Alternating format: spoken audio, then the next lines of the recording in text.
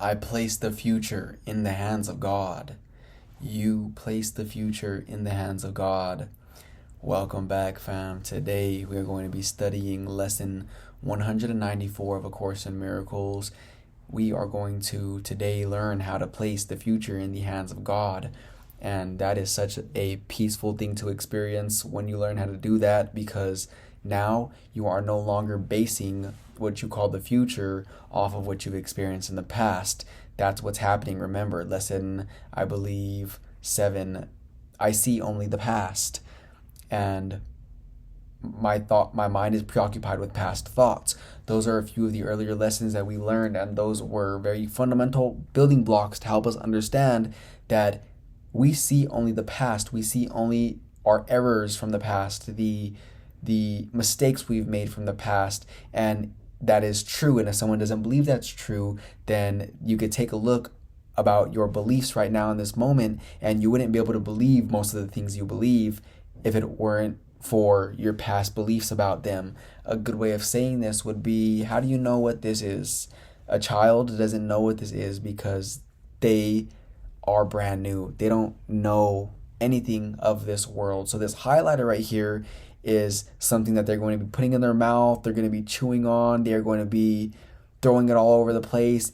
They don't know what this is until they're told, this is what this means, this is what this means, this is what this means. And now they say, this is what this means, this is what this means, this is what this means. And now the only reason why we see a highlighter is because my mind is preoccupied with past thoughts. If it wasn't for our past thoughts, we wouldn't have no reference point to reference anything in this world. And this is important for us to keep in mind, because the same thing happens when we're thinking of the so-called future. Whenever you are thinking of the future and you feel anxiety or worry about what may come to pass, it is only because you are preoccupied with past thoughts. Even though it appears like you're thinking of the future, the only reason why you're fearfully thinking of the future is because your mind is preoccupied about the fearful things that happened in the past, and now you're believing that the future is going to be just like it, which is causing you to not experience the intervention, the intervening moment between the past and the future, which is now. Now is where love abides. Now is the closest that me and you are going to get to eternity while being in this world. Now is the only time that really exists. It's all happening now. Whenever the so-called future comes, it's going to be now. So time is a large belief, and even saying large is inaccurate, because it is simply a belief that we are bound to in our minds because we have given it so much thought that we think it real. And as me and you are doing these lessons together, we are understanding that time is as illusory as everything else here. Everything here means nothing. Time means nothing. Me and you have given time all the meaning that it has for us. And if we are willing to do so, which we are here, so I believe we are, we can remove our meaning from time and see it as it really is, which is a figment of our imagination. Now, whenever you know that love is the only thing that abides right here and now, then you have a very strong reference point to reference anything off of, everything off of. Meaning, whenever you think of the future, you are going to see a loving and light and abundant future, because you are referencing what you call the future based off of what's happening right now, which is love and light and abundance and clarity. And that is the only thing that's happening now. That is the only thing that's ever happening. And whenever we are experiencing the present moment, we are going to know that if we stay in this state of mind, then every single instant is going to basically extend that emotion. It's going to extend that meaning. It's going to extend truth if we allow our minds to become preoccupied and focused only on truth. And the more we do so, the easier it will become, till we no longer have any worries or doubts or fears about what the future may hold, because we know that the future is going to be just like what we're experiencing now. What happens is most of us are so preoccupied with past thoughts of our wrongdoing and what went wrong in the past, and our so-called errors and anxieties and problems or whatever may have occurred back there, that we are keeping that alive right now in this moment. And it's not allowing us to live in the present moment, because remember, only love abides here. Meaning, if you're not experiencing love at any given moment, you are simply hallucinating, because the only thing that is here is what God would have it be, which is love and light. Now, whenever you're experiencing worry, doubt, or fear, your mind is preoccupied with past thoughts, and they're not really there. They're all illusions, but because your mind is continuously flowing life force and energy towards those beliefs, you are keeping them present and alive here and now. And the future, the quote future, is going to be just like the past for anyone who is preoccupied with past thoughts, because they're simply extending the past to the future. They are extending their beliefs about all the fearful stuff that have happened, quote, back there, to this present moment. And because they're thinking about it and their mind's preoccupied with the past right now in this instant, the future is going to be just like the past, because they're keeping it alive. And if we were to just release our minds for a little bit, if we just release ourselves and allow ourselves to breathe, and we allow ourselves to become focused on the here and now, this instant, which is why meditation is such a powerful thing. Whenever you allow your mind to experience the now, then you have a very accurate reference point to reference anything and everything off of, because again, we could say this 1,000 times, and we will if we have to. Love is the only thing that's happening here and now and ever. Love is the only thing that ever happened back there. And if we perceive something unlovingly from our past, that still needs forgiveness, because that is a lesson God would have us learn. Meaning, right now, while you are however years old you are in that body of yours, and you have experienced whatever you've experienced in the past up until now, right now, even though you are experiencing love and light, if you think of a memory with your eyes closed right now of an experience you've had, and you were worried, doubt, fear as a traumatic experience, and it still causes you to feel that way to this day, that is something that will trigger you if it occurs again in the world. Meaning, let's just say you had an experience with a certain person, right? A certain person, and they cause you to feel angry or not enough, etc. Now, that happened 10 years ago. You haven't seen them since. But let's just say tomorrow you bump into them. You're going to experience that same exact emotion you experienced before if you haven't forgiven them, because you haven't learned your lesson. You haven't forgiven yourself.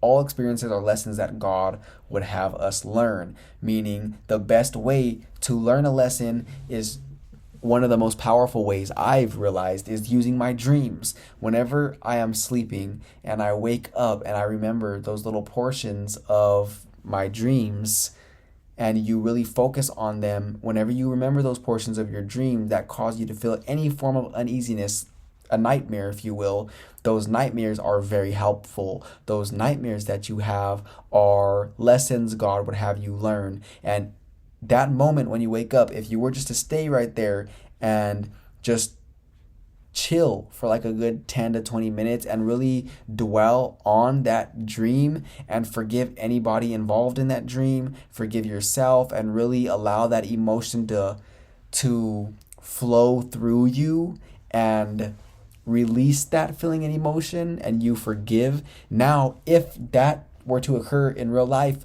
you wouldn't be triggered, because you learned the lesson in the comfort of your bed, rather than having the nightmare, thinking nothing of it, and then something like it occurs in the world, maybe a little less dramatic, because the dream is a little more dramatic than what we experience in this world. But anyways, like the whole moral of that story is, you can get it done the easy way by being in the comfort of your bed, then thinking nothing of the dream and it occurring in the world, and then you're getting triggered in the real world, if you will. Although this is the furthest from real This is simply our own making. It is not really here. One lesson that we should remember is God creates like himself. God creates eternal, timeless, the changeless, and everything in this world is the exact opposite of that, meaning God did not create this world. Me and you did by believing we were something other than what God created. Me and you who wandered off before we even have bodies, before we even had these bodies, our mind, we still existed. We are spirit. We are non-physical beings. Me and you are as God created us. And we wondered, what would it be like to be separate from our source? And that little part of our mind wandered off, believing that it was actually possible. And it believed that that separated itself. It took on a life of its own. It believed that it was actually separate, and it forgot that you could never really separate yourself from your source. So that little belief that we had in our mind was so powerful and strong that it became what we call the ego, and the ego made this body. The ego made this body. The body's eyes were made to see separation. Now, this is just something we've discussed at length that we are going to really just talk about very shortly here, because it is good to remember how the mechanics of our mind work, how the mechanics of how we got here work, and the importance of knowing that is we can use this world to help us unlearn the beliefs that we still hold in our mind that are causing us to believe we're separate from our source. Remember, whenever you're sleeping and you're in your bed sleeping and you're having that nightmare, you're still you. Most people think that they're the body and that nightmare is not really occurring. It's not real. It's just a nightmare. They don't even understand. And I didn't understand at one point as well. But as I have been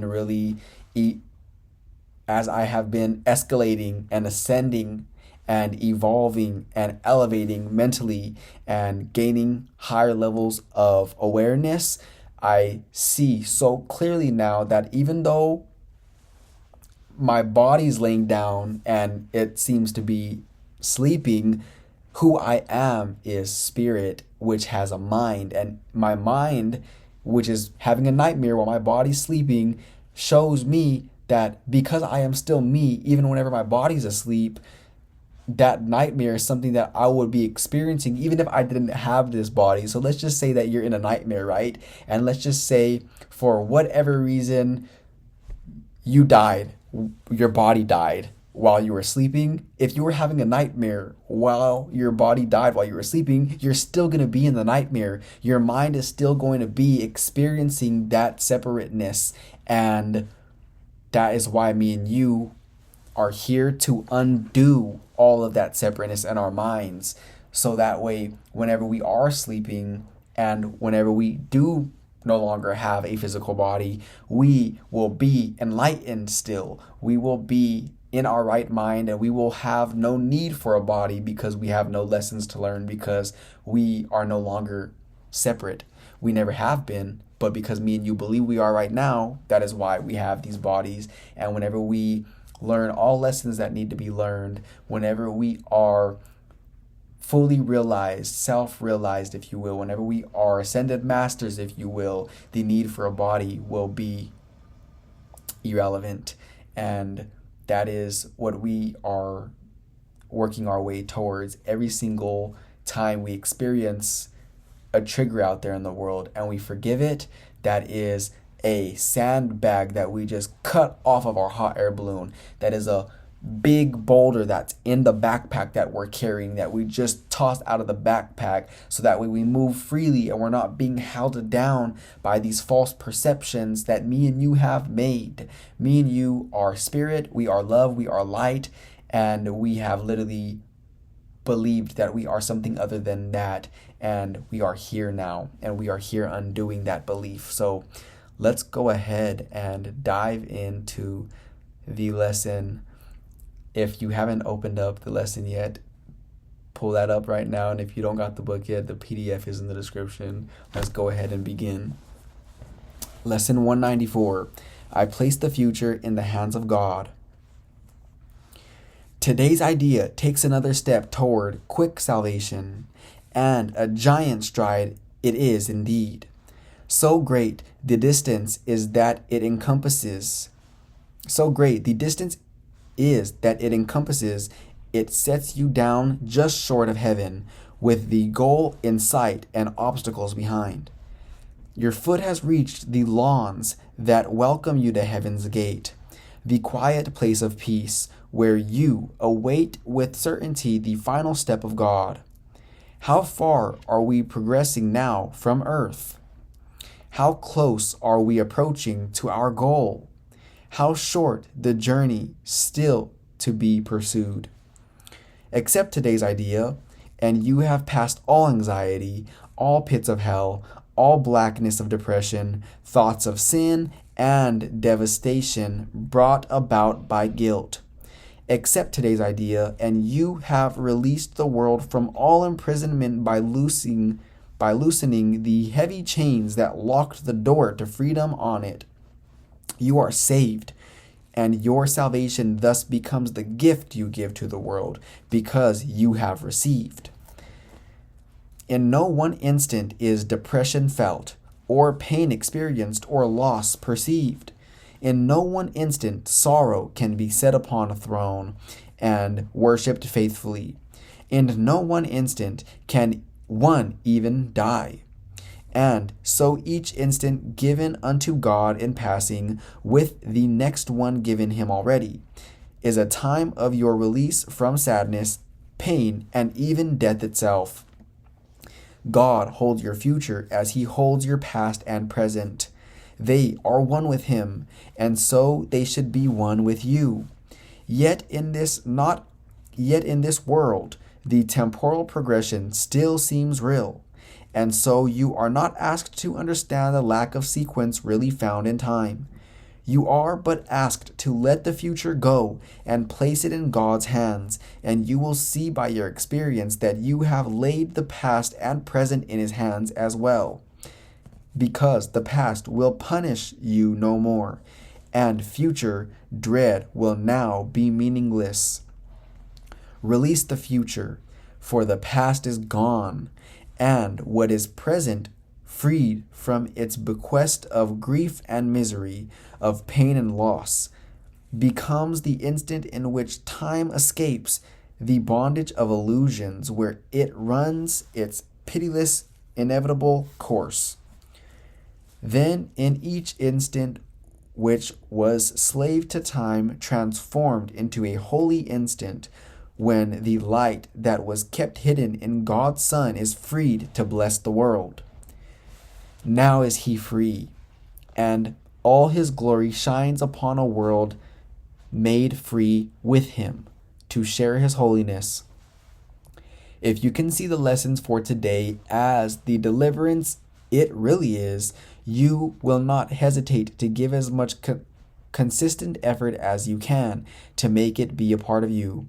As it becomes a thought that rules your mind, a habit in your problem-solving repertoire, a way of quick reaction to temptation, you extend your learning to the world. And as you learn to see salvation in all things, so will the world perceive that it is saved. We're going to pause right here. We have been given a lot of powerful information like always, but the main things that I believe we should discuss right now is that the more and more we practice this, me and you, we are building stronger neural pathways in our brain, if you will, in our mind. We are becoming unconsciously competent with this information. We've talked about this before. We are becoming unconsciously competent with this information, meaning we no longer have to give it attention because we are always feeling good, because we've practiced feeling good for so long that now it is a program. It is simply something that just happens naturally.